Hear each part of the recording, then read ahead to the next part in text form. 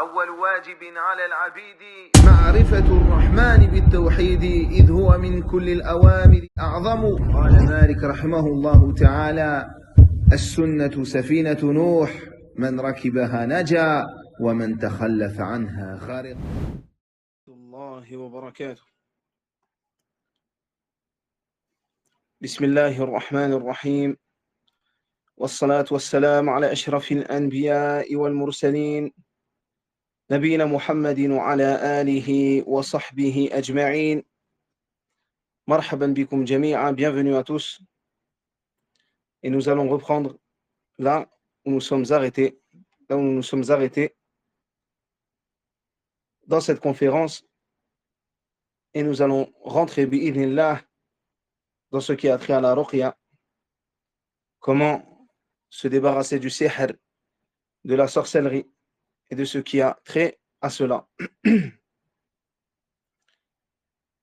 Avant de rentrer dans cela, je voulais répondre à une question qui m'a été posée en privé sur la traduction d'un verset concernant la création des djinns, sur le fait qu'ils ont été créés d'un feu mélangé à de la fumée. Certains ont dit un feu mélangé à de la fumée, d'autres ont dit un feu sans fumée. D'autres ont dit un feu sans fumée. Et il y a eu différentes interprétations du sens ici exprimé par Allah Tabaraka wa Ta'ala dans ce verset.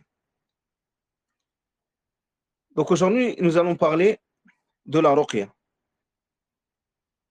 Le verbe de cette ruqya, beaucoup de gens se trompent, même lorsqu'ils sont arabophones. On dit raqa, yarqi, irqi. Et c'est raqiyan wa ruqya. Raqiya wa ruqya. Donc ça, c'est la personne qui fait la ruqya.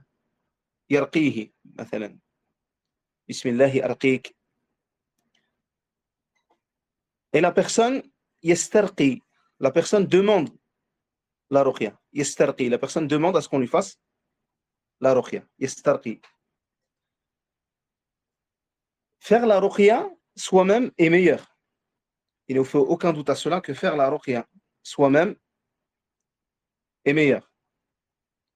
Et ceci dans le hadith rapporté par Ibn Abbas radiyallahu anhuma, anna Rasulallah sallallahu alayhi wa sallam, que le messager d'Allah sallallahu alayhi wa sallam a dit: yadkhulu al-jannata min ummati 70,000. 70 000 personnes de ma communauté entreront au paradis. Bighayri hisab. Bighayri hisab. هم الذين لا يسترقون ولا يتطيرون ولا يكتوون وعلى ربهم يتوكلون. Qui sont ces gens qui rentrent au paradis sans jugement? Ce sont ceux qui ne demandent pas que l'on pratique sur eux la ruqya. Ce sont ceux qui ne croient pas à ce qu'on peut appeler le mauvais augure, yani la superstition. Et ce sont ceux qui placent leur confiance entièrement en Allah tabaraka wa ta'ala, yani wa ala rabbihim yatawakkalun. Ici, ils font partie des 70 000 qui rentrent au paradis sans jugement. Ceci du fait à la complétude de leur tawhid. C'est pour cela que cet attribut, yani le fait de demander à ce qu'on leur fasse ruqya, ne leur est pas attribué. Pourquoi? Parce que fait partie de la complétude de ce tawhid. Le fait que tu ne demandes pas à ce qu'on te fasse ruqya. Et c'est pour cela qu'il fut dit à leur sujet que ce sont ceux qui placent entièrement leur confiance en Allah tabaraka wa ta'ala. Yani du fait de la complétude de la confiance qu'ils ont en Allah azza wa jal. Ils ne se tournent que vers lui, n'agréent que lui, et ne comptent que sur lui pour leurs besoins.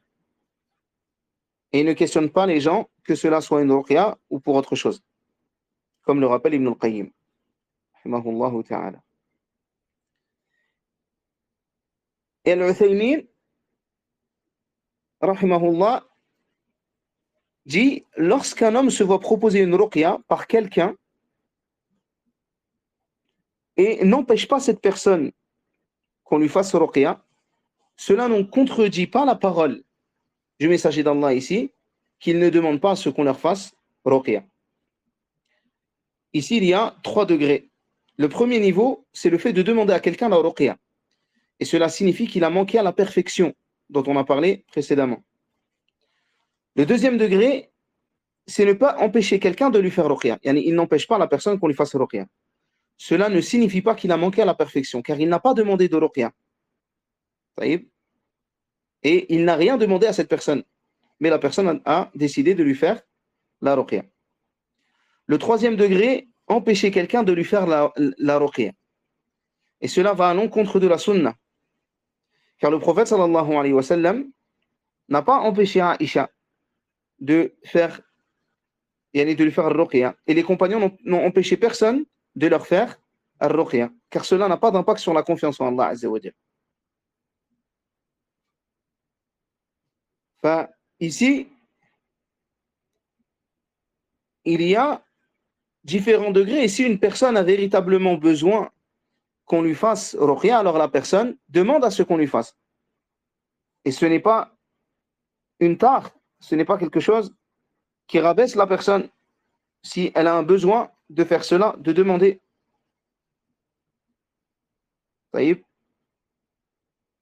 Car il y a des gens parfois qui arrivent au besoin et ils en ont besoin de demander à quelqu'un de faire ruqya, c'est autorisé. Mais bien sûr, le fait de faire cela ne doit pas empêcher la personne de faire les causes. Les gens ne doivent pas abandonner les causes qu'Allah tabaraka wa ta'ala a légiféré. Il faut faire les causes. Ainsi, ces 70 000 dont on a parlé ici n'ont pas abandonné les causes, comme adhkar, comme lecture du Coran ou autre. Ils n'ont pas abandonné les causes de se guérir. Mais ce hadith indique que ne pas demander est préférable. Tout comme il est préférable de ne pas recourir à la cautérisation. Mais en cas de besoin, il n'y a pas de mal à demander une ruqya ou à se faire cautériser. Car le prophète sallallahu alayhi wa sallam a ordonné à Aïcha de demander une ruqya pour une maladie qui avait frappé Aïcha radiyallahu anha. Et il a également ordonné à la mère des enfants de Ja'far ibn Abi Talib, Asma bin Umays, de demander une ruqya pour eux. Il n'a pas interdit cela. Au contraire, il a demandé à Asma bint Umays de demander une ruqya pour eux. Cela montre qu'il n'y a pas de mal à cela en cas de besoin. De plus, le prophète sallallahu alayhi wa sallam a dit que la guérison se trouve dans 3 choses. La cautérisation par le feu, l'incision de al-hijama, bien dans le fait de prendre le miel, une gorgée de miel. Et il dit, je n'aime pas me faire cautériser avec le feu. La cautérisation, par exemple, était utile en cas d'hémorroïdes. C'était une maladie connue, même à l'époque du prophète sallallahu alayhi wa sallam, et qui avait besoin de certains traitements. Parmi ces traitements-là, la cautérisation. Le prophète sallallahu alayhi wa sallam a cautérisé certains de ses compagnons lorsque le besoin s'en faisait sentir, car c'est une cause permise en cas de nécessité. Et la demande de ruqya est également permise. Quant au fait de faire la ruqya sans que le malade demande, cela fait aussi partie des causes. Il n'y a pas de mal à cela. Par exemple, tu as ton frère ou ta sœur qui est atteint de quelque chose et tu lui fais la ruqya sans que la personne demande. Ainsi, elle rentre toujours dans le hadith des 70 000. Elle rentre toujours dans ce qui est préférable pour cette personne. Et alhamdoulilah, tu prends de ton temps et tu lui fais cette ruqya. On espère qu'Allah tabaraka wa ta'ala par cela la guérisse. Et ce sont ceux qui ne font pas preuve de superstition. Yani qui ne sont pas superstitieux. Et ça, subhanallah, la superstition, c'est une chose qui était à l'époque de la Jahiliya. Ils avaient par exemple des superstitions concernant les oiseaux. Et s'ils voyaient par exemple un oiseau aller dans telle ou telle direction, alors ils disaient qu'ils ne feraient pas telle chose ou qu'ils allaient faire telle chose. Ou si des fois ils voyaient un visage, par exemple s'ils ouvraient un commerce et que le commerce qu'ils avaient ouvert était un commerce nouveau et que la première personne qui venait était une personne malade, par exemple un lépreux ou une personne qui est aveugle ou une personne à qui il manque un œil, ils disaient ah c'est un mauvais commerce, il faut le fermer. Ils fermaient ce commerce. Ou par exemple ils disaient yani, ne te marie pas lors du mois de Shawwal et que celui qui se marie le mois de Shawwal fallait yuwaffaq. Alors il ne lui est pas facilité par Allah. Yani, les choses ne lui sont pas facilitées. Et le prophète sallallahu alayhi wa sallam s'est marié à Aïcha en Shawwal wa dakhala biha fi Shawwal. Ainsi, subhanallah, ils avaient des croyances concernant les mois ou les jours, comme le mercredi, les jours de l'année, comme on trouve à l'heure actuelle, où les gens ont des croyances superstitieuses concernant des jours ou des choses. Et tout ceci ne fait pas partie de la religion d'Allah, ou shirk. Et c'est de l'association Allah Azza wa Jal. Et ici, c'est un shirk qui peut être un grand shirk ou un petit. C'est du shirk al-asghar. Si il voit que cette chose-là, yani, lorsqu'il a vu cette chose-là, alors il ressent quelque chose et il délaisse par exemple une chose à cause de ce qu'il a vu. Parce qu'il ressent justement cette superstition. فهو شرك أصغر. C'est de la mécréance mineure. Tandis que s'il pense que la chose qu'il a vue est la cause de son mal-être ou de son bonheur, فهو شرك أكبر. C'est comme par exemple le fait de jurer par autre qu'Allah Azza wa Jal. Shirkun asghar. Mais si la personne qui jure par autre qu'Allah Azza wa Jal pense, yani à foi, que ce par quoi il jure est égal ou supérieur à Allah Azza wa Jal, alors yakfur. Il sort de l'islam yani par cela. Et ici, le prophète sallallahu alayhi wa sallam a parlé de ceux qui rentrent au paradis sans jugement, ils n'ont pas cette superstition. Yani. Et le prophète sallallahu alayhi wa sallam a dit dans le hadith,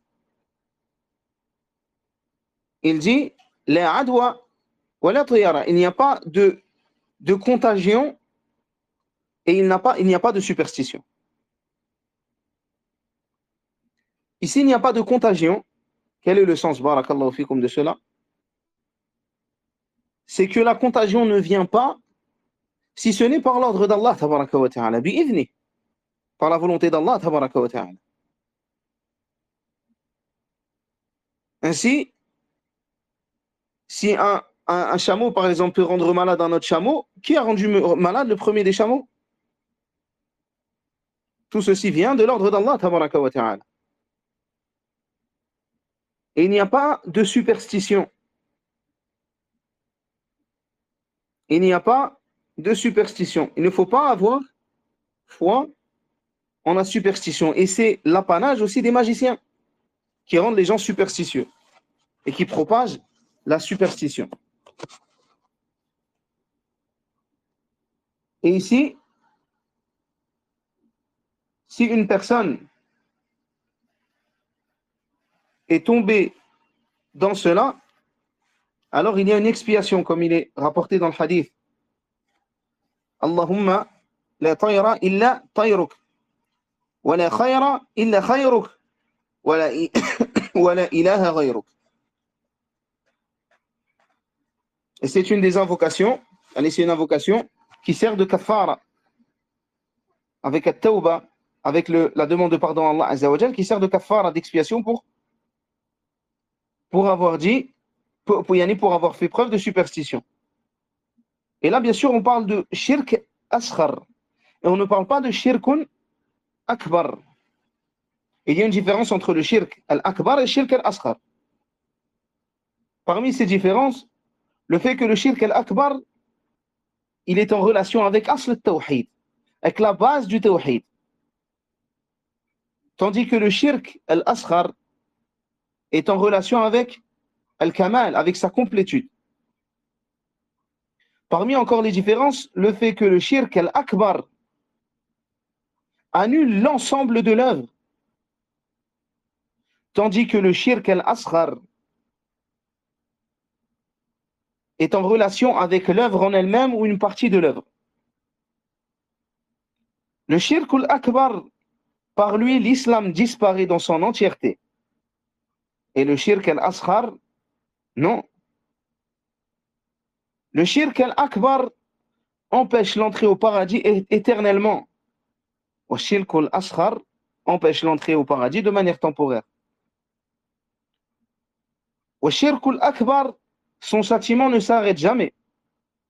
Le shirk al-asghar, son châtiment s'arrête. Le shirk al-akbar, son châtiment fait rentrer la personne éternellement en enfer. Au shirk al-asghar, la personne n'est pas éternellement dans cet enfer. Ainsi, il n'est pas permis de faire preuve de superstition, comme il est rapporté dans les hadiths que nous avons évoqués. Et il y a ici une exception à cette règle. Comme dit le messager d'Allah sallallahu alayhi wa sallam, innama ash-shu'mu fi thalatha. Ici, la traduction de superstition n'est peut-être pas bonne, afin de refléter cela. Innama ash-shu'mu fi thalatha. Yani le fait de ressentir que des choses mauvaises arrivent à cause de telles choses et ou proviendrait du fait de telles choses est permis dans 3 cas. Et le prophète sallallahu alayhi wa sallam dit fil mar'ati wad-dari wad-dabba. Pour la femme, donc l'épouse du mari, ou la servante qui rentre dans la vie de la personne. Wad-dari, la maison. Wad-dabba, et la monture. Ainsi, on trouve que les ulama ont mis ceci en exception et ont pris l'apparent du texte ici, en disant bien sûr que cette affaire est une affaire dhanni et non qat'i, une affaire où on pense et non qui est sûr.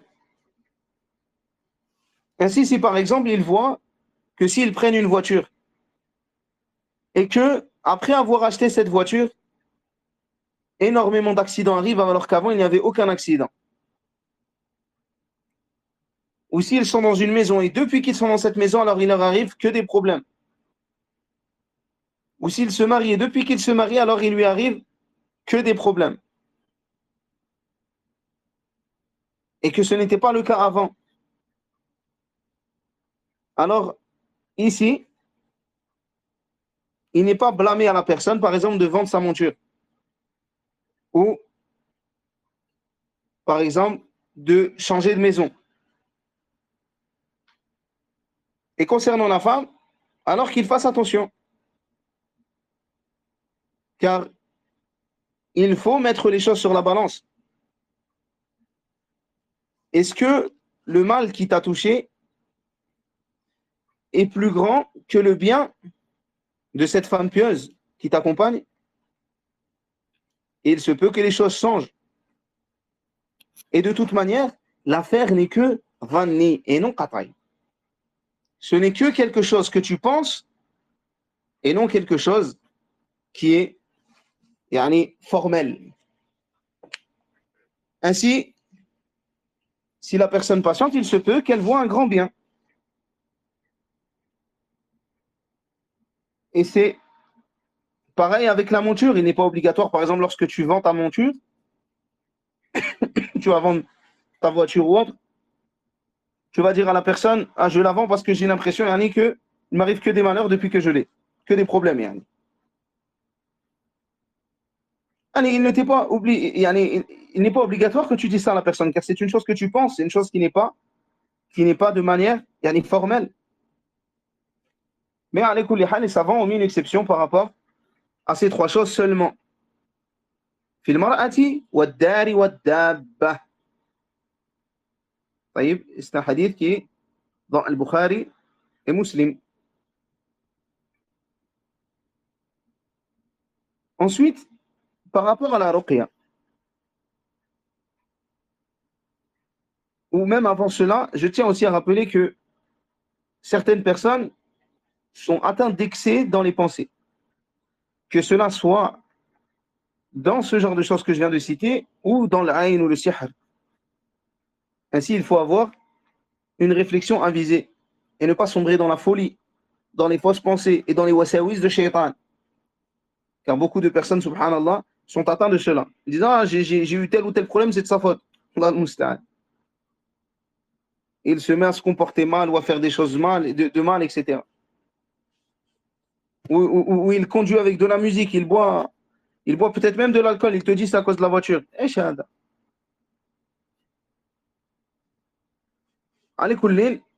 Parmi les choses à rappeler avant la ruqya, le fait d'adorer Allah Azza wa Jal seul, sans l'associer. Et Allah Azza wa Jal dit لقد كفر الذين قالوا إن الله هو المسيح ابن مريم وقال المسيح. Ce sont certes des mécréants ceux qui disent en vérité Allah, c'est Al-Masih, fils de Maryam. Al-Masih a dit Ya bani Israël, a'budu Allah rabbi wa rabbakum. Ô enfants d'Israël, adorez Allah mon Seigneur et votre Seigneur.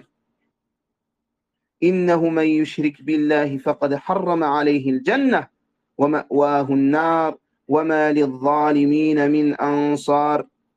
Quiconque associe à Allah d'autres divinités, Allah lui interdit le paradis. Et son refuge sera le feu, et pour les injustes, pas de secoureur.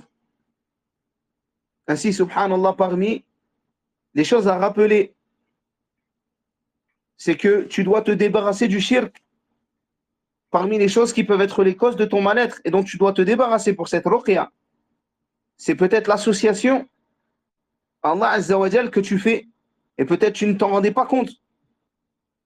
Ainsi, raji' nafsak, fais une introspection de ta propre personne et cherche les erreurs sur lesquelles tu es et corrige, si tu es atteint de cela, de la mécréance sur laquelle tu es. Parmi les autres choses aussi qu'il faut rappeler aux gens, le fait de ne pas avoir peur des djinns. Et Shaitan fait peur à ses alliés. Innama dhalikumu shaytanu yukhawwifu awliya'ah. Shaitan fait peur aux gens qu'il adore. Et il essaie de faire peur aux croyants. Il essaie de faire peur aux croyants. Ainsi, celui qui est proche de Shaitan a peur de Shaitan. Et l'ennemi de Shaitan, Shaitan essaie de lui faire peur. Et il ne faut pas avoir peur, car cela peut t'emmener à la peur des djinns et à être possédé et à ce qu'il t'arrive des malheurs de leur fait. Car tu deviens, avec cette peur, une monture facile. Et combien de personnes, du fait de la peur des djinns, ont refusé d'aider quelqu'un parce qu'il dit j'ai peur des représailles des djinns. Wallah, je me souviens un jour où quelqu'un m'avait demandé une ruqya et où il n'y avait que moi à ce moment-là pour pouvoir le faire. Personne m'a dit attention, ils peuvent yani, te faire du mal. Et la personne qui a dit cela, c'est comme si Shaitan avait parlé à travers sa bouche. Car cette personne-là essaie de te mettre la peur des shayatines dans ton cœur, au lieu de te laisser avec ta crainte d'Allah Azza wa Jal. Et combien de personnes ont refusé de faire le bien du fait de la peur qu'ils avaient vis-à-vis des shayatines? Combien de personnes n'ont pas fait tel acte ou tel acte d'adoration? Combien de personnes, la peur des shayatines les a emmenés à la lâcheté? Combien de personnes ont fait du mal à cause de cela? Combien d'actes de piété ils n'ont pas fait? Ainsi, il ne faut pas avoir peur des shayatines, abadan. Et la peur des djinns peut conduire à une peur plus grande et peut même conduire au shirk. Et Allah Azza wa Jal en parle dans le Coran. C'était des hommes, des hommes parmi les humains. يعوذون برجال من الجن فزادهم رهقا, qui demandent des protections auprès des mâles parmi les djinns, et leur peur s'est retrouvée augmentée. Et subhanallah, les djinns voyaient, comme Ibn Kathir rapporte dans son tafsir, nous voyons que nous avions une supériorité sur les hommes, car ils demandaient protection auprès de nous. Ainsi, subhanallah, qu'est-ce que faisaient les Arabes les hommes à l'époque de la Jahiliya, lorsqu'ils arrivaient dans un endroit, par exemple dans un oasis ou une vallée, alors ils demandaient protection auprès du seigneur des djinns de cet endroit. Ils demandaient à ce que ce seigneur-là les protège.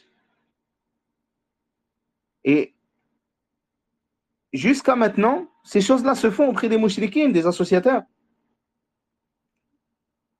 Et ils arrivaient même à sacrifier des bêtes pour autre qu'Allah, tabaraka wa ta'ala, pour ces djinns, afin que ces djinns les protègent ou les préservent d'un mal. فَزَادَهُمْ رَهَقًا. Du fait de leur soumission à ces djinns, leur peur d'eux a augmenté. Et ils sont devenus encore plus effrayés. Et les djinns, de ce fait-là, فَزَادَهُمْ رَهَقًا ازْدَادَتِ الْجِنَّ عَلَيْهِمْ جُرْأً. Les djinns ont été encore plus osés vis-à-vis d'eux. Ainsi, subhanallah, lorsque ces gens-là disaient « Je demande protection auprès du Seigneur des djinns de cet endroit », cela était quelque chose qui faisait plaisir à ces djinns, et ils s'enorgueillissaient de cela, et qui mettait la peur dans le cœur de ceux qui demandaient protection. Et parmi les choses aussi à rappeler, barakallahu fikum, le fait d'avoir une bonne pensée de son Seigneur, d'Allah Azza wa Jal. Et c'est une chose qui est délaissée par beaucoup. Alors que le prophète sallallahu alayhi wa sallam dit qu'Allah Azza wa Jal a dit Ana inda dhanni abdi bih. Je suis sur la pensée qu'a de moi mon serviteur. Falyadhun bi abdi ma sha. Alors que mon serviteur pense de moi ce qu'il veut. Ici, je suis sur la pensée de mon serviteur à mon égard, qu'il pense de moi ce qu'il veut. Et As-San'ani dit en explication de ce hadith, il dit Ibn Abi Jamra a expliqué que le terme pensée ici fait référence à la connaissance, comme dans le verset, et il pensait qu'il n'y avait pas d'échappatoire d'Allah sauf vers lui. Dans Surat At-Tawbah. Il dit la pensée de mon serviteur à mon égard signifie la pensée qu'Allah exauce l'invocation, l'espoir d'acceptation lors de la repentance et l'espoir de l'acceptation du repentir. Ne laisse pas la gravité de tes péchés t'éloigner de la bonne pensée que tu as d'Allah, car celui qui connaît son Seigneur considère ses péchés comme insignifiants à côté de sa générosité. Qu'il pense de moi ce qu'il veut signifie que je suis capable de faire ce qu'il pense de moi, et je suis sur sa connaissance et sa foi en ce que je lui ai promis, comme acceptation de ses bonnes actions, comme pardon de ses erreurs et la réponse à ses invocations. Et Cheikh Abdel Mohsin Al-Abbad dit par rapport à cela, sache que la bonne opinion vis-à-vis d'Allah ne peut être, toujours à Sana'ani, sache que la bonne opinion ne peut être que pour celui qui agit bien. Quant à celui qui agit mal, il se trouve dans l'angoisse de ses péchés et son cœur ne peut contenir une bonne opinion. Ainsi, subhanallah, combien de personnes ont une mauvaise opinion de leur Seigneur? Tu les trouves possédés, ils te disent Allah ne va pas m'aider, non, je fais des péchés, je fais telle ou telle chose, Allah ne va pas me guérir, je subis telle ou telle chose, Allah Azza wa Jal ne va pas m'aider, ne va pas me secourir, et ils tombent encore plus dans la possession et dans l'atteinte de la magie à cause de cela. Alors que subhanallah, ici, il dit, ne laisse pas la gravité de tes péchés t'éloigner de la bonne pensée que tu as d'Allah, car celui qui connaît son Seigneur considère ses péchés comme insignifiants à côté de sa générosité. Ainsi, subhanallah, si tu es malade, si tu es atteint de quelque chose, demande à Allah qu'il te guérisse. Et une bonne pensée d'Allah Azza wa Jal. Et une bonne pensée d'Allah Tabaraka wa Ta'ala qui va te secourir. Pourquoi dois-tu te dire, je suis malade, je vais rester malade? Yani, quand tu commences même à réciter le Coran que tu vas réciter pour te faire ruqya, et une bonne pensée de ton Seigneur, espère qu'Allah Azza wa Jal va te guérir par cela, qu'il va répondre à ton invocation. Et combien de personnes, subhanallah, sont éloignées de cela? Et ils ont une mauvaise opinion d'Allah Azza wa Jal. Ils ont une mauvaise opinion de manière générale. Comme disait le poète, إذا ساء فعل المرء ساءت ظنونه وصدق ما يعتاده من توهم وعاد محبيه بقول عداته وأصبح في ليل من الشك مظلم. Et celui dont les actes sont mauvais, ses pensées sont devenues mauvaises. Et il commence à prendre comme véridique yani, les choses qui l'atteignent comme mauvaises pensées. Et il se met à détester, à prendre comme ennemis ceux qui pourtant l'aiment. Et il devient à passer ses nuits en plein, subhanallah, dans le doute. Et c'est une chose qui touche énormément les gens qui sont atteints de mauvaises pensées. Et quand on regarde, souvent, ils sont atteints de mauvais actes. Ainsi, il ne faut pas penser qu'Allah tabaraka wa ta'ala nous abandonne ou va nous laisser avec ce sihr ou va nous laisser avec cette maladie. Au contraire, espère qu'Allah Azza wa Jal va te guérir et demande-lui qu'il te guérisse. Wahsin al-dhann, et une bonne pensée d'Allah tabaraka wa ta'ala. De même, fais preuve d'optimisme et délaisse le pessimisme. Fais preuve d'optimisme et délaisse le pessimisme. Et le prophète sallallahu alayhi wa sallam dit dans le hadith, j'aime l'optimisme. J'aime l'optimisme. On lui a demandé, qu'est-ce que l'optimisme? Au messager d'Allah sallallahu alayhi wa sallam. Il a répondu, c'est la bonne parole. Le prophète sallallahu alayhi wa sallam aimait l'optimisme. Et là, yani, expliqué par le fait que c'est la bonne parole. Comme dit Cheikh Salih al-Shir dans son explication du Kitab Tawhid. Il a expliqué par cela que c'est la bonne parole. Yani, lorsque cette parole est entendue, alors elle incite à l'optimisme, en pensant qu'il obtiendra tel ou tel bien. Cela relève de la bonne opinion que l'on a d'Allah. Ainsi, l'optimisme est une bonne opinion d'Allah Azza wa Jal, tandis que le pessimisme est une mauvaise opinion d'Allah. C'est pourquoi l'optimisme est loué et apprécié, tandis que le pessimisme est blâmé. Et il est bien connu que le serviteur est enjoint d'avoir une bonne opinion de son Seigneur. C'est pourquoi le prophète sallallahu alayhi wa sallam se montrait optimiste. Et tout cela témoigne de la grandeur d'Allah Azza wa Jal, min ta'zimillah, de la bonne opinion que l'on a de lui et de l'attachement du cœur à lui, sachant qu'il n'agit envers le serviteur que par ce qui est meilleur pour lui. Ainsi, subhanallah, regardez vos cœurs avant même de réciter. Corrigez vos cœurs, corrigez ce qu'il y a dedans. Lorsque vous êtes atteint de cela, avant même de faire cela, de faire cette ruqya, essayez de faire la ruqya de votre cœur. Et combien, subhanallah, de gens ont fait des ruqya avec leur bouche sans rien toucher à ce qu'ils auraient dû toucher dans leur cœur et sont restés malades. Et cela, du fait de leurs mauvaises pensées, de leur wasawis ou autre, n'a fait qu'augmenter leur détresse et leur folie. Ainsi, subhanallah, lorsque tu fais ruqya, sois optimiste. Sois optimiste. Ne pense pas qu'Allah Azza wa Jal ne va pas te guérir. Au contraire, pense qu'il va te guérir. Et ne te dis pas qu'à cause de tes péchés, il ne te guérira jamais. Alors que, subhanallah, il suffit pour le pécheur, comme honneur, le fait qu'Allah Azza wa Jal se vante de sa tawbah, se vante de son pardon, comme disaient certains parmi les salafs. Et parmi les causes, là, ce que je vous dis, wallahi, ce sont des choses que j'ai vues moi-même. C'est des paroles des savants que je vous lis, mais des choses que j'ai vues moi-même à travers les ruqya. Et wallahi, je vous atteste de la véracité de ces choses-là que j'ai vues de mes propres yeux. Et la parole de ces savants-là suffit.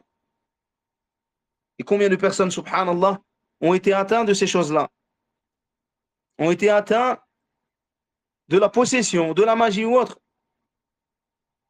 et ont eu du mal à guérir jusqu'à ce qu'ils corrigent leur cœur. Et à ce moment-là, subhanallah, lorsqu'ils ont corrigé cela, la relation qu'ils ont entre eux, Allah tabaraka wa ta'ala, Allah azza wa jalla les a guéris. Ainsi, il ne faut pas se dire qu'à cause de nos péchés, jamais Allah ne nous protégera. Et aussi parmi les autres causes, il ne faut pas tomber dans le sectarisme. Et certes, le sectarisme est une des causes. C'est une des causes. Cela ne veut pas dire que tous les sectaires sont touchés.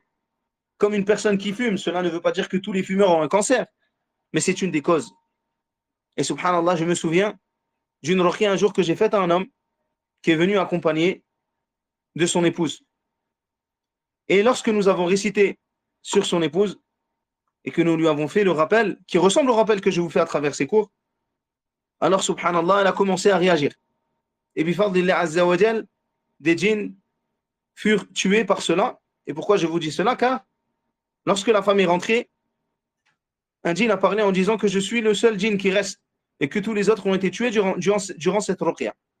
Et tout ceci, bien sûr, provient de la grâce d'Allah azza wa jal. Et en aucun cas n'est lié à la petitesse de la personne qui vous parle. Et subhanallah, ce djinn-là a dit, à la base, nous n'étions pas venus pour elle, mais nous étions venus pour toi, son mari.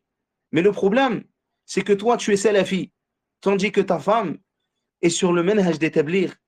Ainsi, nous avons pu rentrer en elle, et nous n'avons pas pu rentrer en toi. Et ça, c'est une histoire que j'ai vécue moi-même en France et que je vous rapporte de la personne concernée. Ainsi, subhanallah, prenez garde au sectarisme.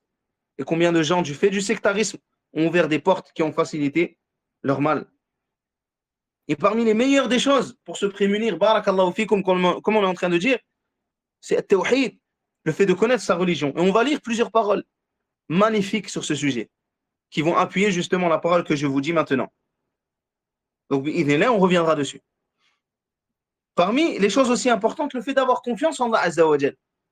Ceux qui placent leur confiance en Allah, et quel grand attribut. Et le hadith du messager d'Allah sallallahu alayhi wa sallam, d'après Omar ibn Khattab, radiyallahu anhu, que le messager d'Allah sallallahu alayhi wa sallam a dit,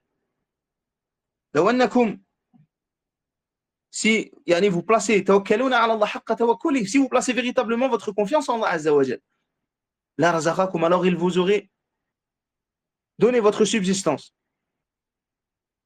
Comme il donne la subsistance à l'avant, à l'oiseau qui part le matin, le ventre vide, et qui revient le soir, le ventre plein. Ainsi, subhanallah, il faut placer sa confiance en Allah azza wa jal et compter sur Allah tabaraka wa ta'ala, qu'il te donne le bien et qu'il t'éloigne du mal. Et ceci ne t'empêche pas, bien sûr, cette confiance, d'œuvrer, œuvre, et amalou, comme dit le messager d'Allah sallallahu alayhi wa sallam. Cela ne t'empêche pas d'œuvrer. Walakin tatawakkal ala Allah.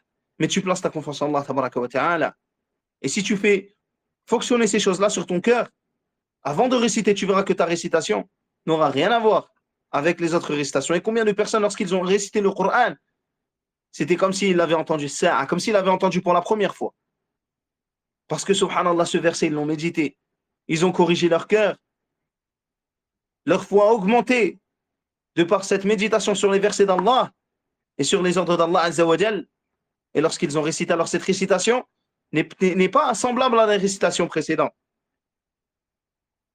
Et parmi les choses importantes, le fait que lorsque tu récites le Coran pour te soigner, alors que cela ne soit pas quelque chose comme une gymnastique comme font certaines personnes, juste ils lisent, et leur cœur en réalité est en train de penser à je ne sais quoi, ou il est je ne sais où. Peut-être même que leur cœur et leurs membres sont dans le péché. Au contraire, mets l'intention de cette ruqya, car c'est une œuvre, une adoration d'Allah tabaraka wa ta'ala. Et corrige ton cœur et renouvelle cette intention. Et il en est de même pour la personne qui fait ruqya. Que cette intention soit pour Allah et que cette intention ne soit pas pour les plaisirs mondains ou ne soit pas pour autre chose parmi les choses blâmables. Ainsi, subhanallah, c'est énorme, c'est plusieurs conseils qui fait partie d'une série de conseils extrêmement importants pour la personne qui désire faire ruqya. Et parmi les autres choses qui sont profitables dans la ruqya, il ne fait aucun doute qu'il y a la hijama. Et la hijama, les gens se trompent aussi parfois même lorsqu'ils sont arabophones. Et je l'ai déjà entendu de plusieurs arabophones. Al-hijama, nous disons hajama al-marid. Yani, huwa hajama. Il a fait la hijama à celui qui était malade. Yani, alajahu bil hijama. Il l'a soigné par al-hijama. طيب. Ainsi on dit hajama al-hajjam al-marida. Hajama al-hajjam al-marida. Ou bien hajama al-hajim al-marida. Et le verbe huwa hajama yahjumu wa huwa hijama. Et il est huwa hajim wa huwa mahjum. Et celui qui fait la hijama, yani qui l'a subi, pardon, on dit ihtajam. فتقول مثلا احتجمت وهل احتجمت فيقول نعم حجمني فلان هذا حجام رائع. Ainsi la hijama est une cause de guérison. Il ne fait aucun doute à cela. Ici, Ibn al-Qayyim, lorsqu'il parle des causes de guérison de la magie, il dit que le fait de retrouver directement cette magie et le fait de l'extraire et de l'annuler, de l'anéantir, par exemple en la brûlant ou autre, fait partie des causes qui sont les causes, les meilleures causes. Comme il a été rapporté du messager d'Allah sallallahu alayhi wa sallam qu'il a demandé à son Seigneur, Allah azza wa jalla, à ce sujet, qui lui a indiqué comment procéder. Ainsi, il l'a extrait d'un puits. Il trouva un peigne, des cheveux coupés et un morceau de palmier mâle. Lorsqu'il l'a extrait, tout ce qu'il avait troublé auparavant, comme magie, a disparu. Comme s'il avait été libéré d'un lien. Ibn al-Qayyim dit que c'est l'un des moyens les plus efficaces pour traiter celui qui est affecté. Cela équivaut à l'élimination de la matière nuisible et à son extraction du corps par la purification. Et tu as retrouvé le sihr ou abtalta. Et tu l'as anéanti. La deuxième façon, en dehors de la parole d'Ibn al-Qayyim, il va y revenir, mais c'est important de le rappeler, il y a des gens qui ne peuvent pas retrouver la magie. Ce n'est pas une obligation de la retrouver. Alors, bil Qur'an, avec le Qur'an, ou bien avec l'adhkar, les invocations qui sont rapportées, authentiques. Et parmi les choses profitables encore, donc là on revient à la parole d'Ibn al-Qayyim, c'est l'élimination dans la zone où le mal du sort, de cette magie, est présente. En effet, la sorcellerie a un impact sur la nature de l'individu, provoquant des déséquilibres dans ses éléments et perturbant son état. Lorsque ces effets se manifestent dans un membre et qu'il est possible d'éliminer la matière néfaste de ce membre, alors cela est extrêmement bénéfique. Et cela a posé problème à ceux dont la connaissance est limitée, qui se sont demandé quel rapport y a-t-il entre la hijama et la sorcellerie. Quel est le lien entre cette maladie et ce remède? Et Ibn al-Qayyim dit, si cette personne avait rencontré Hippocrate ou Avicenne, parmi les médecins reconnus, mais qui n'étaient pas reconnus pour leur science religieuse, ou d'autres qui avaient mentionné ce traitement, elle l'aurait accepté avec foi et confiance, en disant c'est un traitement proposé par quelqu'un dont la connaissance et le mérite ne peuvent être remis en question. Comme à notre époque. Il faut attendre l'OMS pour que les gens commencent à utiliser le siwak. Allah al-Musta'an. Il faut attendre l'OMS pour que les gens te disent que c'est bien de dormir sur le côté droit et qu'il ne faut pas dormir sur le côté gauche. Il faut attendre l'OMS pour savoir que le jeûne, c'est profitable. Allah al-Musta'an. Il dit, Ibn al-Qayyim, sache que la sorcellerie dont il a été frappé, le messager d'Allah, salawatullahi wa salamuhu alayhi, a atteint sa tête. l'une de ses facultés, de sorte qu'il lui semblait qu'il faisait quelque chose alors qu'il ne le faisait pas. C'est une attente de la part du sorcier sur la nature et la matière sanguine, de telle sorte que cette substance a dominé son ventre, modifiant son tempérament par rapport à ce qu'il est de base, ce qu'il est normalement. Ainsi, la sorcellerie est un mélange d'atteinte des esprits malveillants. Il y a un mélange d'atteinte et de réaction des forces naturelles face à ces atteintes. Il y a comment ton corps va réagir face à cette atteinte extérieure malveillante. Et il dit, et c'est l'une des formes les plus puissantes de la sorcellerie, surtout dans l'endroit où elle a été appliquée au messager d'Allah sallallahu alayhi wa sallam. Ainsi, l'utilisation de la saignée de l'hijama à cet endroit où les actions ont été affectées par la sorcellerie est l'un des traitements les plus bénéfiques à condition qu'elle soit pratiquée selon les règles appropriées. Que ça soit véritablement le hijama selon les règles appropriées. Ainsi, subhanallah, il y a ici la parole d'un savant qui dit justement que le hijama a un impact direct sur ces zones qui sont atteintes justement par cette magie et qui viennent créer ce mal dans l'individu. Et il dit encore, Ibn Qayyim, et un groupe de personnes a dit, le messager d'Allah sallallahu alayhi wa sallam a été atteint de cette maladie et qui lui semblait avoir fait quelque chose sans l'avoir fait réellement. Il a pensé que cela était dû à une substance sanguine ou autre qui s'était dirigée vers le cerveau et qui avait affecté son ventre, altérant ainsi son comportement de base. À ce moment-là, la hijama était l'un des traitements les plus efficaces et bénéfiques. Alors il l'a fait, le messager d'Allah sallallahu alayhi wa sallam. Et ceci était avant qu'Allah ne lui révèle que c'était de la sorcellerie. Puis lorsque la révélation d'Allah lui est parvenue et qu'il a été informé qu'il avait été ensorcelé, il s'est tourné vers le véritable traitement qui consistait à extraire et à annuler la sorcellerie, et en la retrouvant en annullant. Il a demandé à Allah Azza wa Jal qui lui a indiqué l'endroit, puis l'a extrait et s'est levé comme s'il avait été libéré d'un lien. Ainsi, subhanallah, al-hijama peut être bénéfique en elle-même. Et si le djinn ou cette magie a atteint une partie du corps et lui a causé un tort, alors la hijama, appliquée par des gens qui connaissent véritablement la hijama, qui savent exactement mettre les ventouses, parce que mettre une ventouse, c'est facile. Ou la mettre, c'est autre chose. Par des gens qui connaissent véritablement la hijama, en fonction de cela, alors, bifadlillah, il y aura un effet. Et même si cet effet-là n'est pas direct, alors il sera indirect, c'est-à-dire qu'il viendra afin de renforcer le corps ou d'enlever, bifadlillah, une maladie ou un problème, après que le djinn ou que le sihr ait atteint ce corps-là de cette maladie ou de ce problème. Ainsi, même ceux qui ne voient pas l'action directe de la hijama sur la magie, ils ne peuvent qu'attester de l'action de la hijama sur ce que la magie ou le djinn a lui-même altéré. Et en réalité, cela revient à une divergence de alpha, yani deux mots, et à une réalité des faits qui est commune entre les gens. Concernant une croyance qui est propagée comme quoi on verrait la magie ou le mauvais œil dans le sang, je n'ai aucune preuve sur cela et je le vois comme quelque chose de faux. Et bifadlillah azza wa jal, ceux qui me connaissent savent que je suis spécialiste dans la hijama, que je pratique depuis 10 ans et que j'ai fait plus de ruqya que beaucoup d'autres gens qui se prétendent raqi.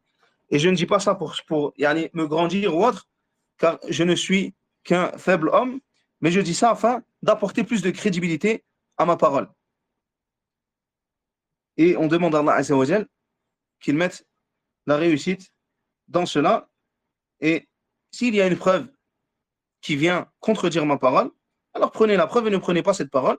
Et moi-même, je délaisserai cette parole pour la preuve. Mais jusqu'à maintenant, je n'ai rien vu sur ce sujet. Et malgré toutes les hijamas que j'ai faites, je n'ai jamais vu de différence entre les gens sur cela. Parmi les autres choses qui touchent les gens et qui ont un impact terrible sur les gens, wallahu al-musta'an, c'est al-wasawis. Il ne fait aucun doute que ces wasawis proviennent des shayatines, et les wasawis peuvent être alimentés par la folie et des comportements des gens qui ne sont pas normaux. Il y a des gens, par exemple, qui sont tout à fait normaux, tout à fait normaux et qui ont une bonne réflexion, une bonne pensée de manière générale, mais qui vont commencer à bloquer sur des choses. Ils vont par exemple se dire, est-ce que j'ai vraiment fait l'odo? Est-ce que je n'ai pas oublié mon coude?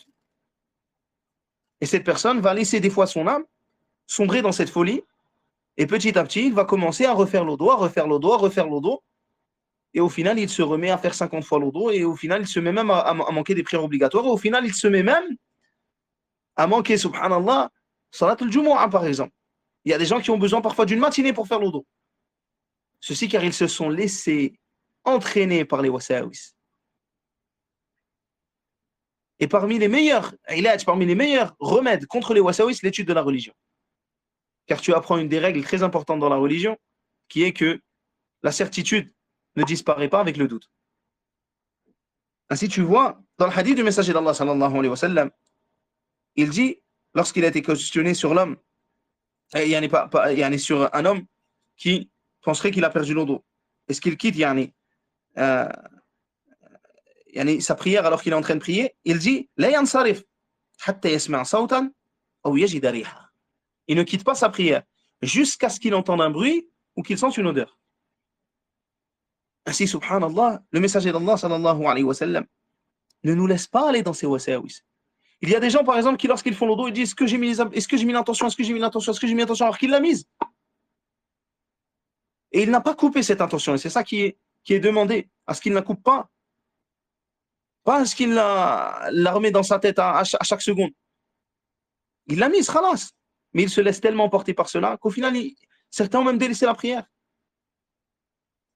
Il y a des gens, de manière générale, ils se laissent emporter par les wasawis à travers les rêves. Ainsi, dès qu'un rêve vient, même si c'est un rêve qui vient de shaitan et que c'est bayyin parmi les mauvais rêves, alors qu'est-ce qu'ils font? Ils se laissent emporter par ces mauvais rêves. Et ils commencent, à cause de cela, à émettre des jugements et à les faire impacter dans la vie, que cela soit dans la vie d'un couple, que cela soit en matière d'amitié, familiale ou autre.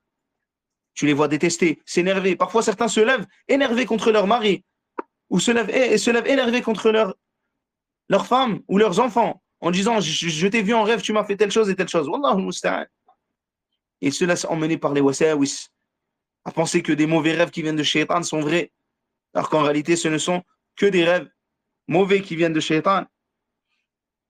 Et parmi les wasawis qu'on trouve dans la ruqya, ceux qui viennent en parlant avec les djinns. Ainsi, une personne se met à parler avec le djinn, et le djinn lui répond. Alors qu'à la base, ce n'est pas ça qui t'est demandé. Ce qui t'est demandé, c'est de réciter le Coran et faire les causes pour que ce djinn sorte, mais en aucun cas que tu discutes avec lui. Il discute, il leur raconte sa vie. Jusqu'à, subhanallah, que j'ai vu que certains parmi les influenceurs ont propagé carrément des discussions entre eux et un djinn. De plusieurs pages, wallahu musta'an. Ça discute, et je discute. Inch'Allah, il va se convertir, Inch'Allah, ceci, cela. On ne t'a pas demandé de faire cela. Et parmi les dangers de cela, le fait que le djinn peut t'emmener à la désobéissance, ou le fait que le djinn peut t'emmener à des wasawis. Il va te dire, si je suis là, c'est à cause de ta voisine. Et même si tu ne le crois pas, il se peut que dans ton cœur, si tu es faible, tu commences à penser que le sihr vient à cause de ta voisine. Cela peut emmener à des meurtres.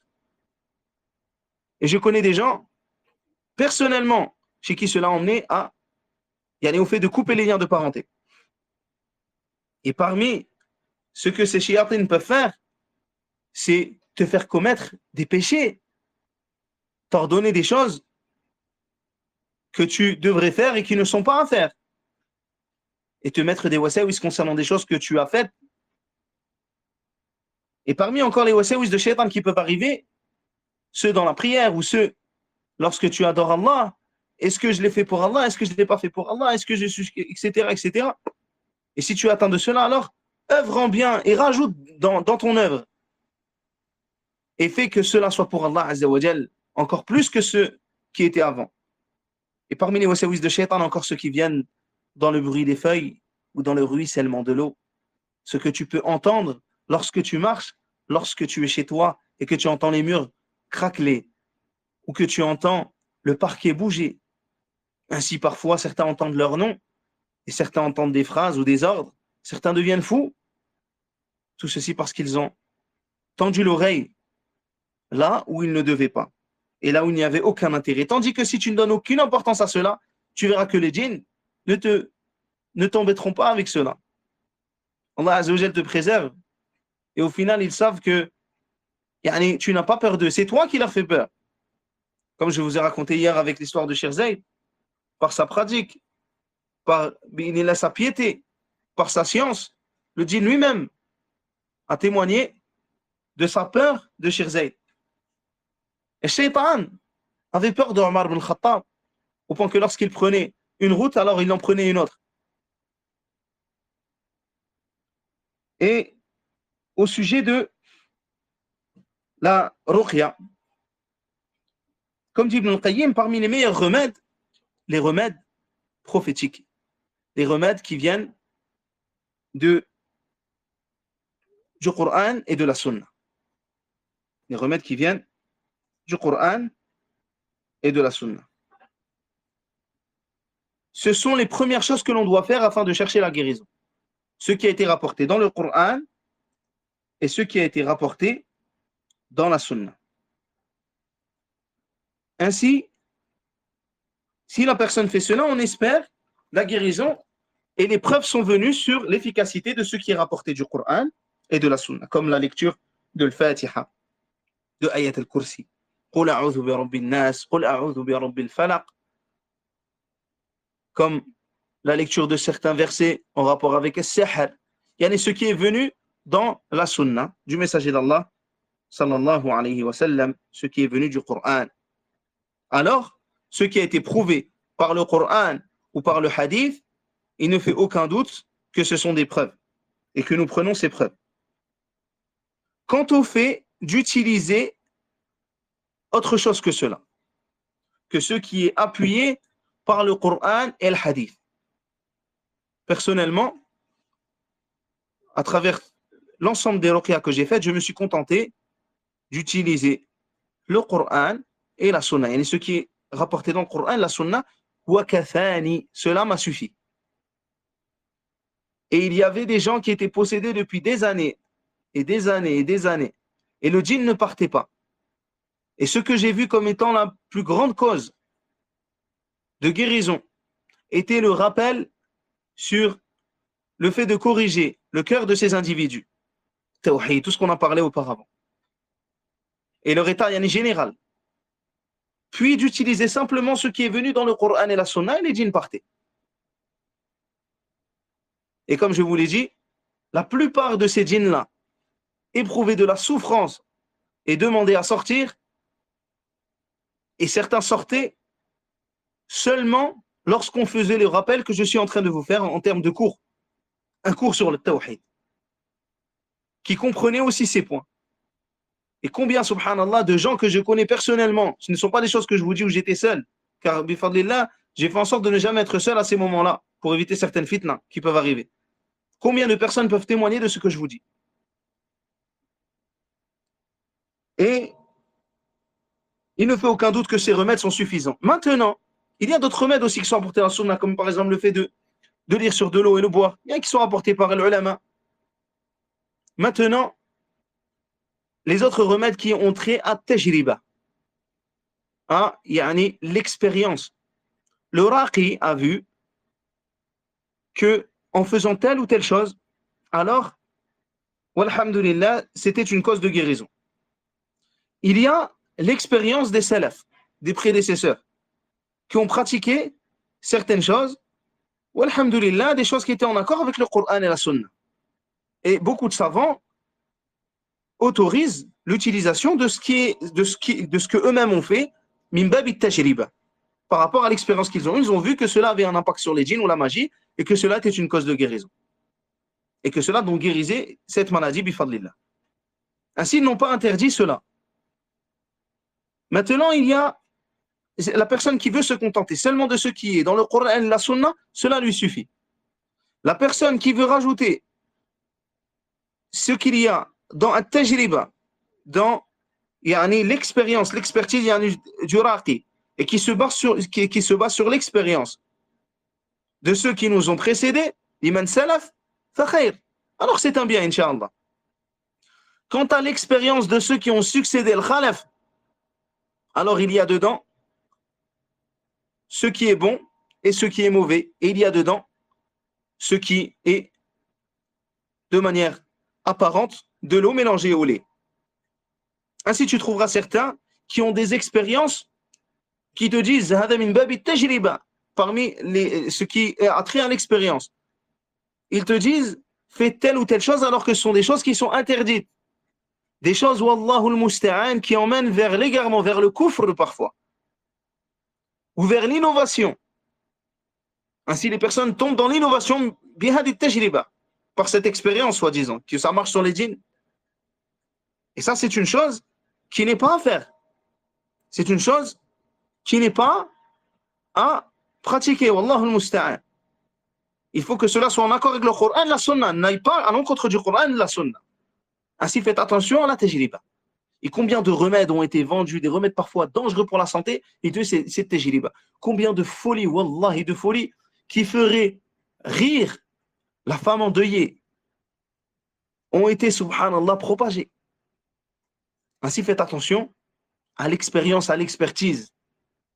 Regardez, est-ce que cela est appuyé au moins par des paroles des salafs, des prédécesseurs, ou par des savants, des gens qui vous disent que ceci ne va pas à l'encontre du Coran et de la Sunna, comme par exemple les feuilles de jujubé. Cela a été rapporté, ou d'autres encore, d'autres choses qui ont été rapportées par ceux qui ont propagé justement l'expérience, qui ont vu que cela marchait sur les djinns ou sur la magie. Mais faites attention à ce chapitre car c'est très dangereux. Et parmi les paroles des savants profitables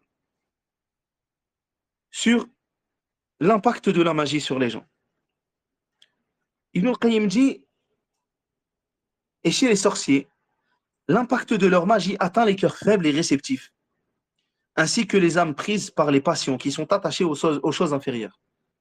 Bien sûr, la magie peut toucher tout le monde, comme un cancer peut toucher tout le monde. Ça y est, même celui qui ne fume pas. Mais celui qui fait les causes, il est plus à même d'être touché que celui qui ne les fait pas. Ainsi, le prophète sallallahu alayhi wa sallam était le meilleur des hommes et il a été ensorcelé. Ça y est. Et des gens sont les pires des hommes et ils ont été ensorcelés. L'un est ensorcelé. Et cela nous sert, subhanallah, à nous, à sa communauté jusqu'à maintenant. Ce qui est arrivé au messager d'Allah sallallahu alayhi wa sallam comme malheur, nous sert dans la sunna, nous sert et on en tire des bénéfices immenses. Et l'autre, subhanallah, est touché par la magie et c'est une personne perverse.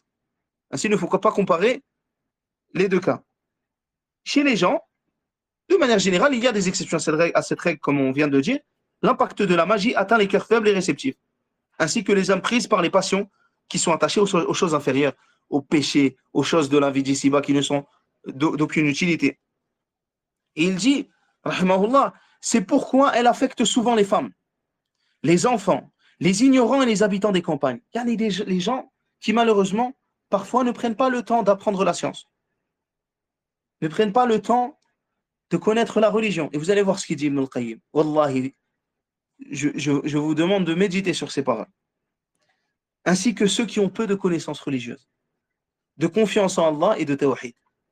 Et cela est en relation avec tout ce qu'on a cité avant.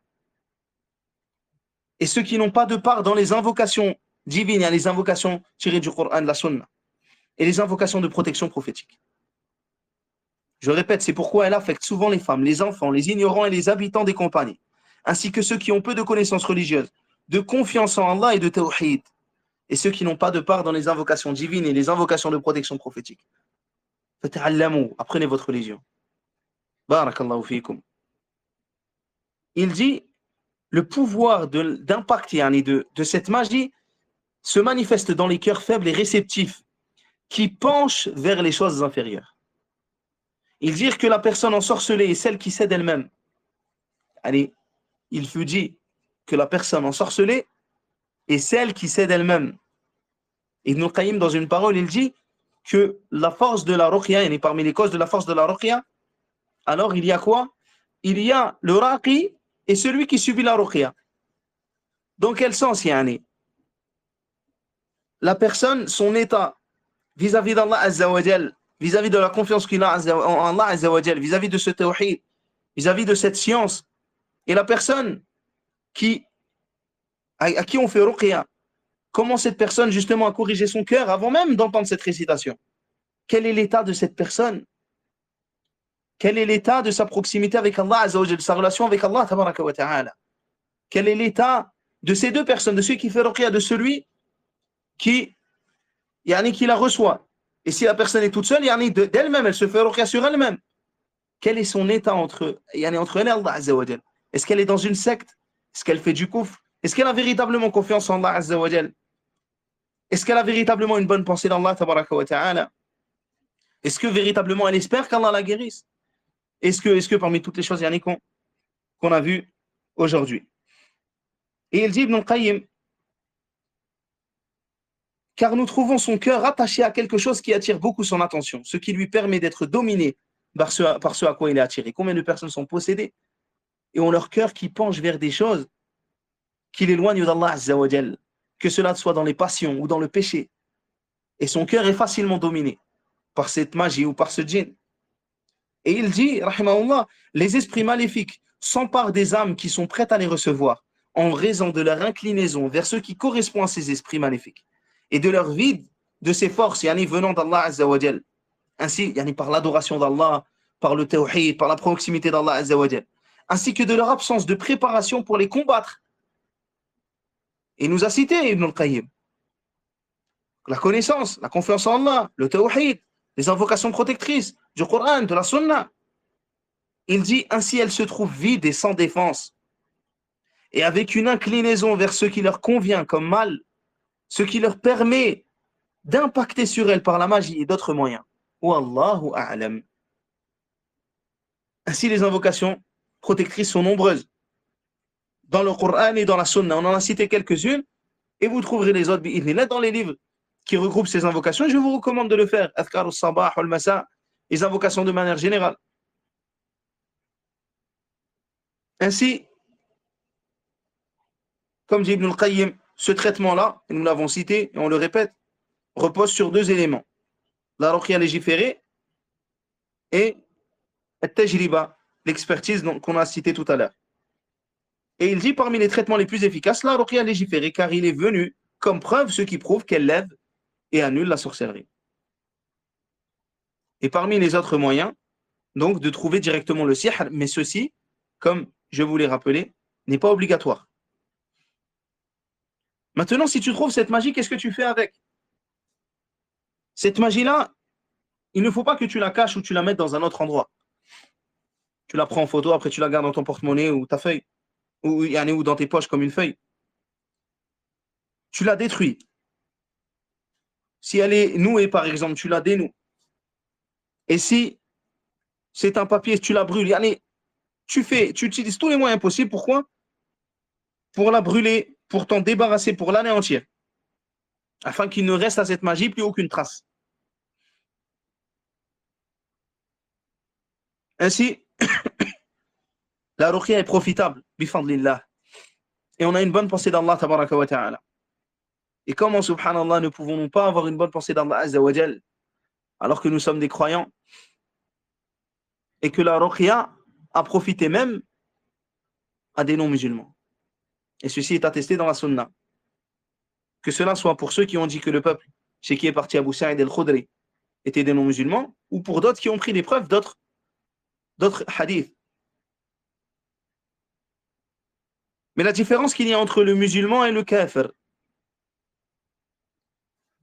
le musulman qui reçoit la ruqya, il espère d'Allah tabaraka wa ta'ala la guérison. Et Allah Azza wa Jal yashfihi, le guérit bi'idhnillah. Et ce musulman, la ruqya lui est profitable pour son corps, et le Coran lui aussi profitable pour sa foi, son cœur.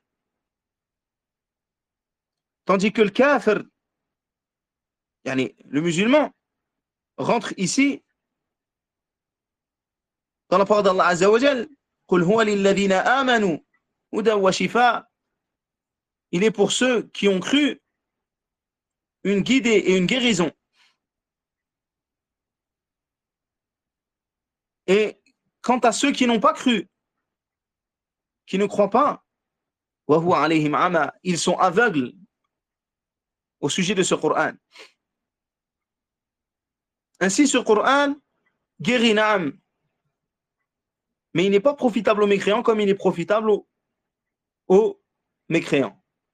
Ça, c'est une question qui est importante, subhanallah, et que beaucoup se posent et n'arrivent pas à trouver la réponse à ceci. Ainsi, le mécréant aura le profit du corps si Allah le souhaite, mais il n'aura pas le profit du cœur que le musulman aura.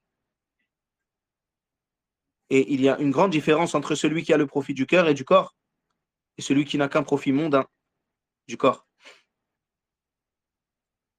Ainsi, subhanallah, le musulman est favorisé. Quant aux non-musulmans, de ce que moi j'ai pu voir en tout cas de mes yeux, ça marche parfois, et cela d'ailleurs a été la cause d'une conversion dans ma ville,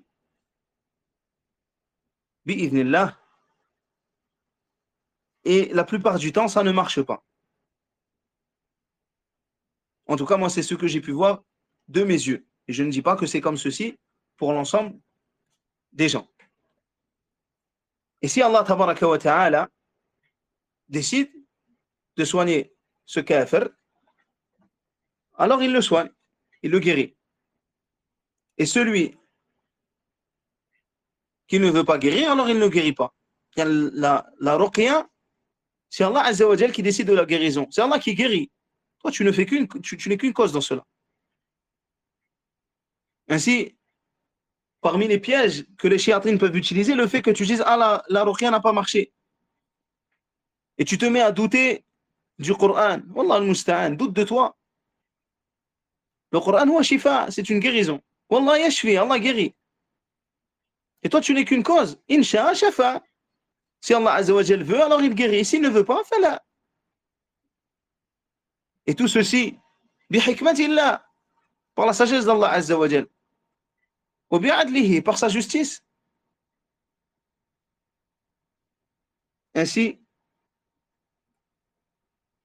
si une personne se lance dans la ruqya, elle doit faire très attention à plusieurs points. Quand je dis se lance dans la ruqya, même pour elle. Je ne suis pas en train de parler de se lancer dans un métier comme certains ont fait.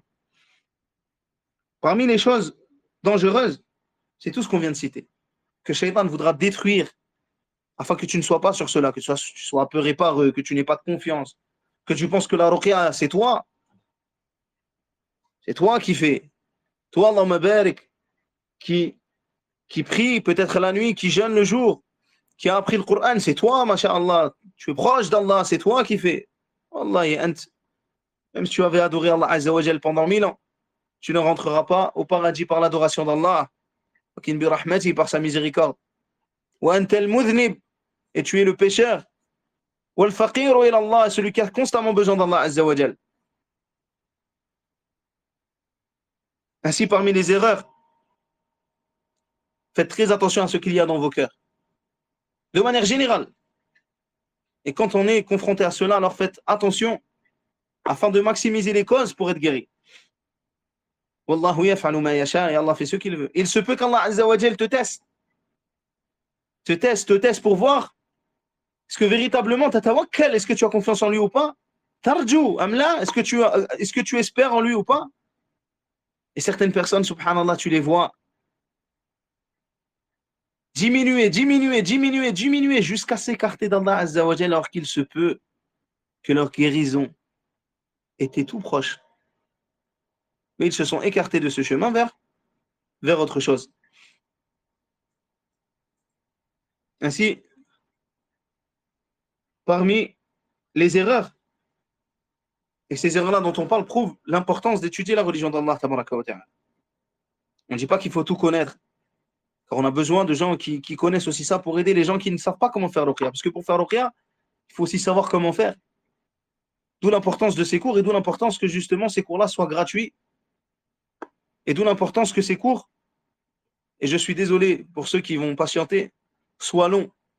C'est parce que ces cours, en tout cas moi j'essaie de les rendre complets, malgré le fait qu'ils durent beaucoup plus longtemps que les cours que j'ai l'habitude de donner, afin que les personnes puissent profiter de ces cours-là, même après pendant avec l'enregistrement, et que cela soit profitable, car ces cours méritent d'être traités de manière méticuleuse, afin que les personnes, subhanallah, s'en sortent, ou font en tout cas, ou fassent plutôt les causes pour s'en sortir. Et tout cela vient de la grâce d'Allah Azza wa Jal, par sa volonté, par sa permission. Ainsi, il faut étudier la religion afin de ne pas tomber dans tout ce qu'on a cité précédemment. Et aussi pour ne pas tomber dans d'autres choses. Par exemple, subhanallah, il se peut que le djinn te dise qu'il sorte si tu fais telle ou telle chose. Il te dit, je sors, ouvre-moi la porte, je sors, fais ceci, fais cela. Et toi, subhanallah, en faisant ça, tu obéis à ce djinn. Wallah, yakhruj, il sort, comme dit le prophète sallallahu alayhi wa sallam, ukhruj ya adu Allah, sors, ô ennemi d'Allah, yakhruj, qu'il le veuille ou non, que toutes les portes soient fermées ou non, yakhruj, wa la yabqa, il sort et il ne reste pas. Ou parmi les choses qui peuvent demander, le fait que tu fasses des sacrifices. Il y a un frère que je connais à qui la personne a dit, égorge-moi un poulet, un gros poulet noir, et je sors. Wallahu al-musta'an. Parmi les erreurs encore qu'on trouve qui sont dues à l'ignorance dans la ruqya, ce qu'on a cité précédemment, mais aussi frapper le malade. Tu vois les gens venir, par exemple, et leur faire souffrir la personne qui est touchée, en les frappant peut-être, en les fouettant. Il n'y a pas besoin de frapper ce malade. Parfois, des gens sont morts à cause de cela, en leur faisant boire des litres et des litres d'eau. Quand je dis litres, ce n'est pas un verre, des litres et des litres. Au même moment, 5 litres, 6 litres, etc. Parce que la personne parfois meurt à cause de cela. Parmi les choses encore à ne pas faire, les innovations dans la religion d'Allah Azza wa Jal.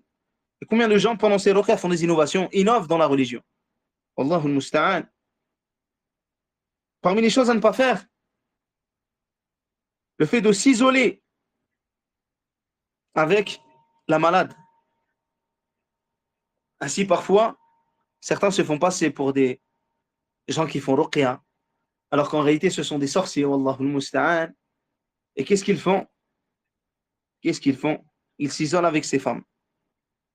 Et parfois, les violent. Et au minimum, leur touchent.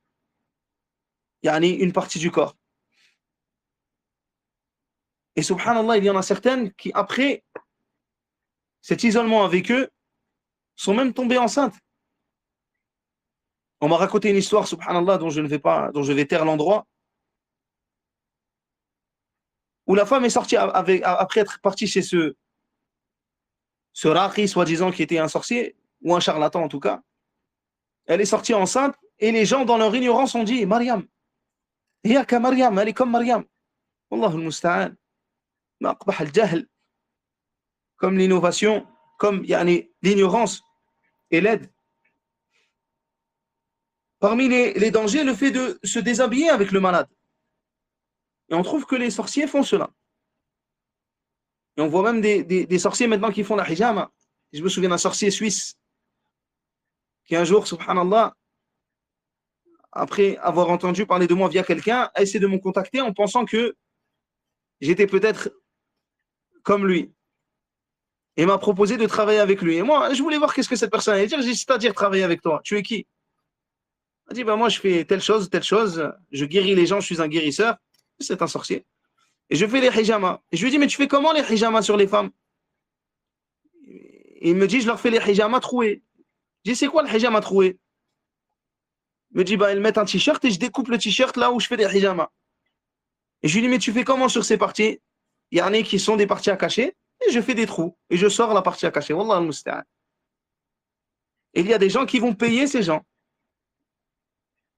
Et wallahi, les ruqya, c'est une manne immense pour les charlatans.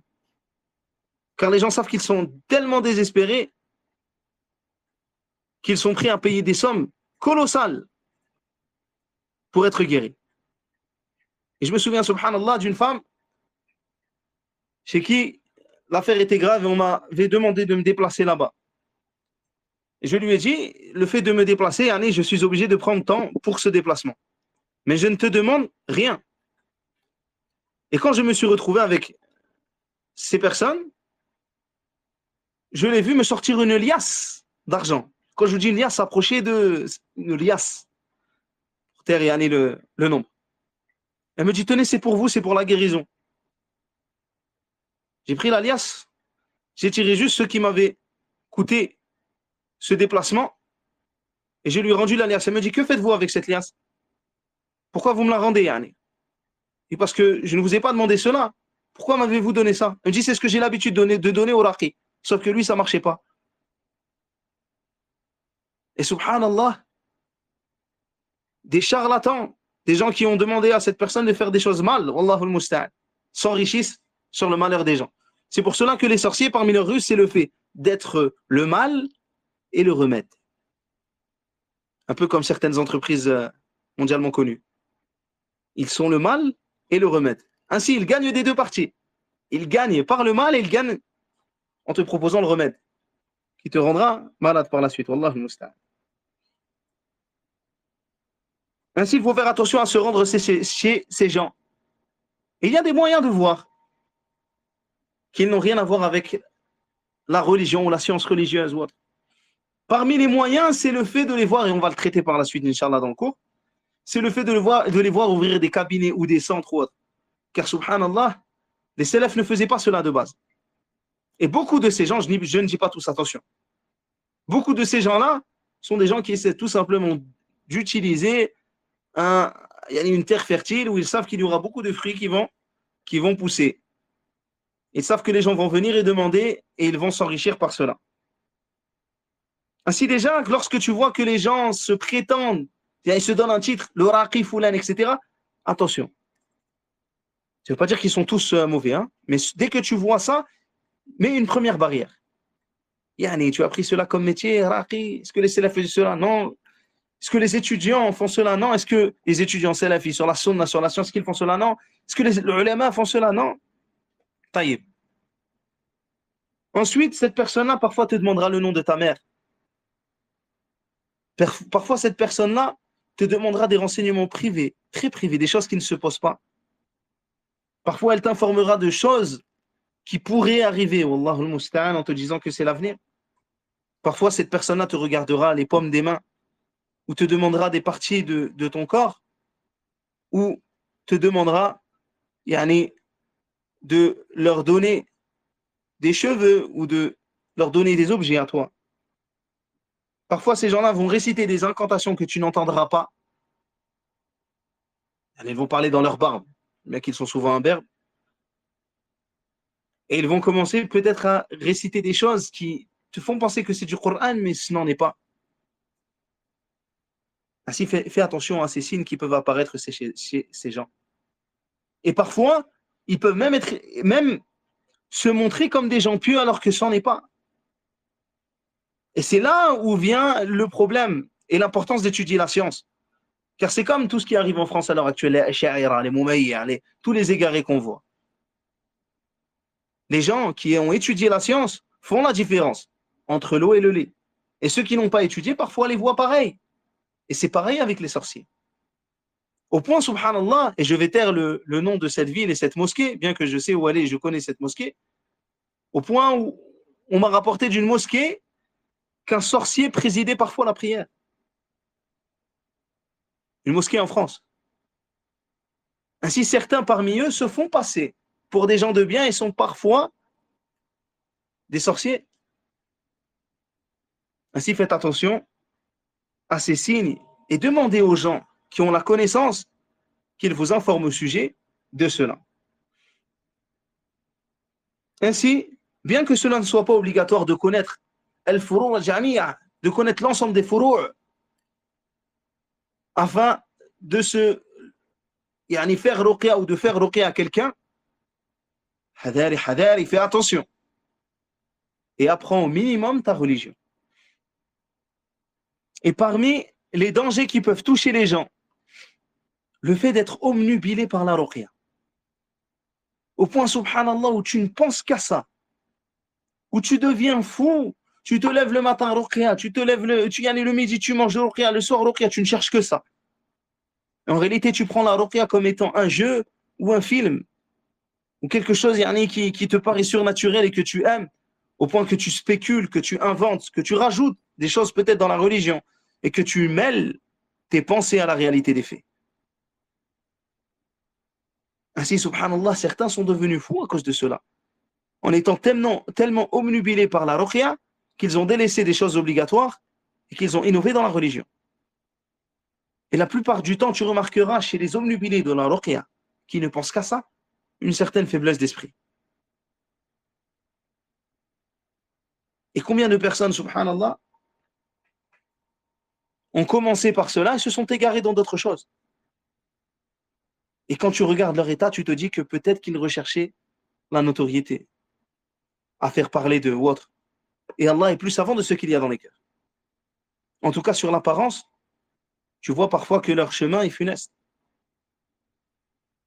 Et il ne fait aucun doute que ces influenceurs-là, ils ont utilisé la religion afin de faire de l'argent. Et certains ont utilisé la ruqya afin de faire de l'argent. Et tu les vois parfois faire des partenariats ruqya, parmi les choses nouvelles de notre époque.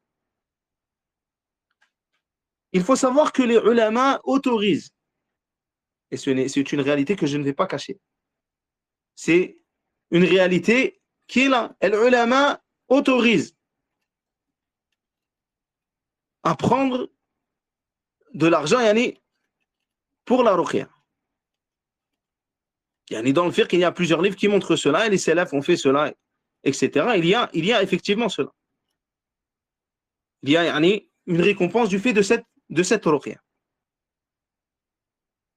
Mais maintenant, ya Abdallah, regarde un peu la différence qu'il y a entre toi et les salafs. Les salafs savaient, comme les ulama le rappellent, que la ruqya est une fitna, ou qu'elle t'expose à la fitna de l'argent, des femmes, de la reconnaissance. Et que cela peut t'amener vers énormément de dérives. Ainsi, les salafs faisaient ruqya,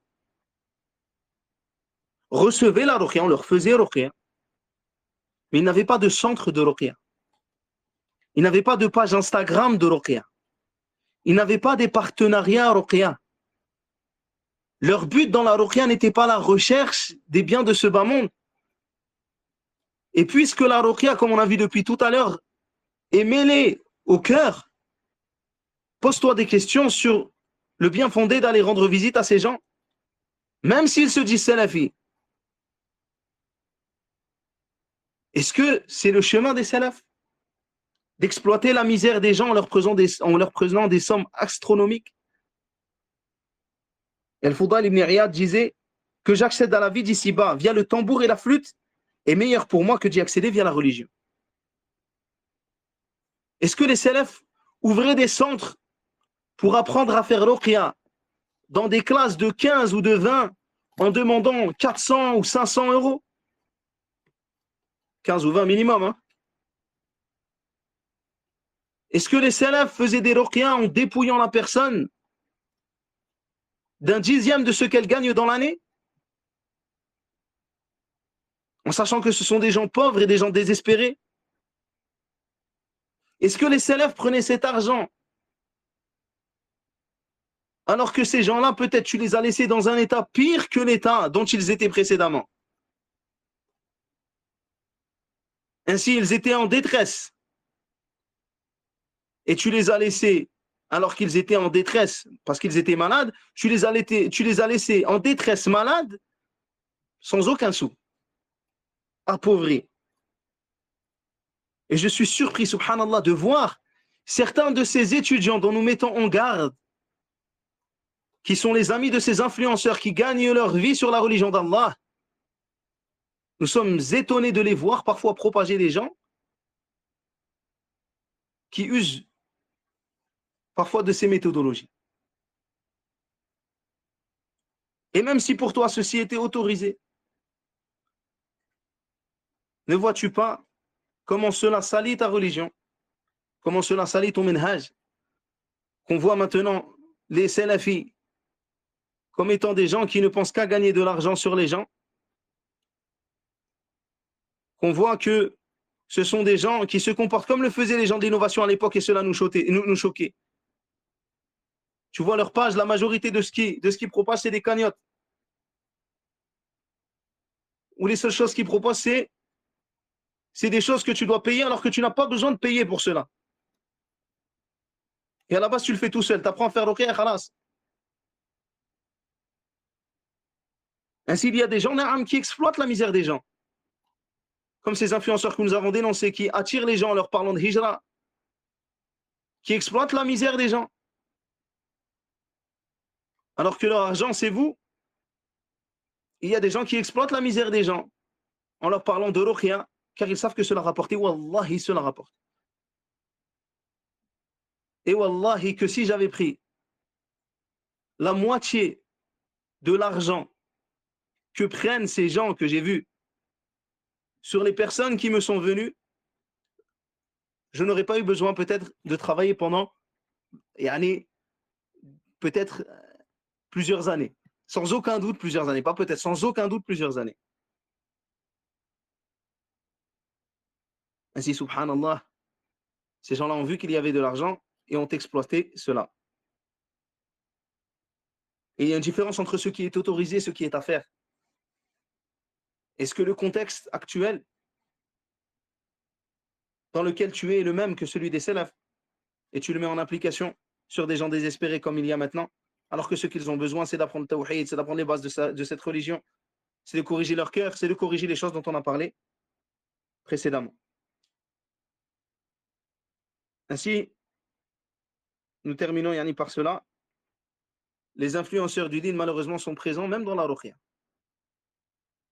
Et ce que je vous recommande, c'est de vous méfier d'eux au même titre que les influenceurs du din dont nous avons parlé. Et je ne cherche pas à citer des noms, car ce qui est important, c'est que les noms changent, mais les méthodologies restent.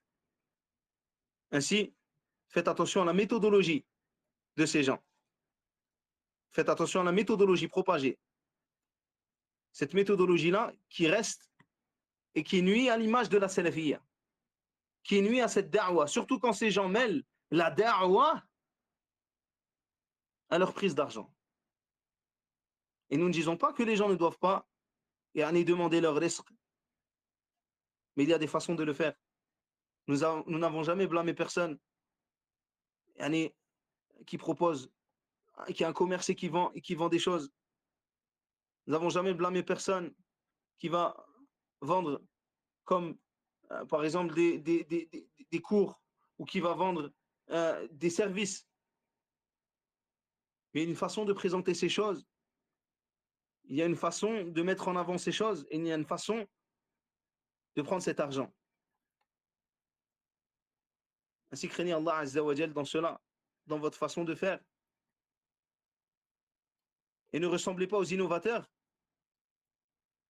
qui nous choquaient il y a quelques années. Ah, regarde, un tel te vend une formation salat à 500 euros, c'est choquant, c'est un égaré. Subhanallah, il t'apprend à faire la prière pour 500 euros.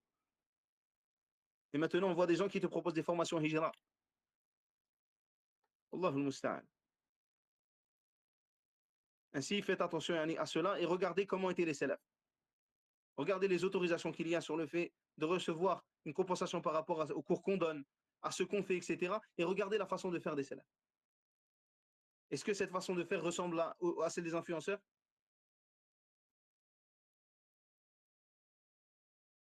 Wallahu ta'ala a'lam. Wa sallallahu ala nabiyyina wa ala alihi wa sahbihi wa sallam. C'est la fin du coup de cette conférence. Barakallahu fikum à tous. Et j'espère qu'elle a été profitable. Je demande à Allah tabaraka wa ta'ala qu'il pardonne nos erreurs et qu'il fasse qu'elles soient profitables pour l'ensemble des gens. Allahumma amin. Wa barakallahu fikum. Jazakumullahu khayran pour votre patience. Assalamu alaikum wa rahmatullahi wa barakatuh.